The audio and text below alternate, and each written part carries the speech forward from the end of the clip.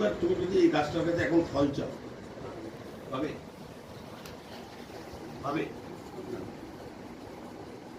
मिलेगा ये गाछ में। सोचो ये आम का पेड़ है चाहे कुछ भी पेड़ है, अगर इसमें अगर फल मांगोगे मिलेगा क्या? ना ना। তাহলে আমরা মোদিকের ব্যবসাতে এসে খালি এইটা চাইছি যে আমি ঢুকলাম, পরের মাসে আমার ইনকাম হলো না, ট্রাই করলাম, পালিয়ে গেল, হলো না, পাইলাম না। এটাও চাষের ব্যবসা, এটা চাষ করার মতনই ব্যবসা। চাষি এইটা যেমন, এটা কি হলো, একবার ফল দেবে মরে যাবে, ঠিক, একবার ফল দেবে মরে যাবে, আর হবে এই গাছের ফল আর হবে না। কতদিন ফল দেবে? যত্ন করবো সেরকম যত্ন করবো, সেভাবে ফল খাবার দেবো। একবার কিন্তু লঙ্কা গাছে বারবারই হয়।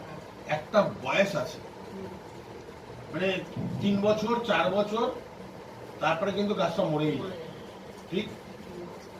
কিন্তু এইখানে যদি তুমি আমের গাছ লাগাতে, এ কতদিন পরে ফল দেবে? 6 মাস পর। 6 মাস পরে ফল দিয়ে দেবে। আমের গাছটা 6 বছর পর। 6 বছর পরে দেবে।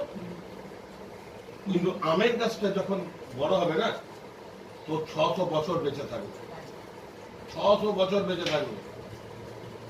এই মরিচের ব্যবসাটাও তাই, বড় হতে সময় লাগে। এর মধ্যে এখন পোকা লেগে যেতে পারে, তুমি যদি যত্ন না নাও পোকা লেগে যেতে পারে, ঠিক। পোকা যাতে না লাগে তোমার শরীরে, সেই জন্যই তোমাদেরকে মিটিং এ ডাকা,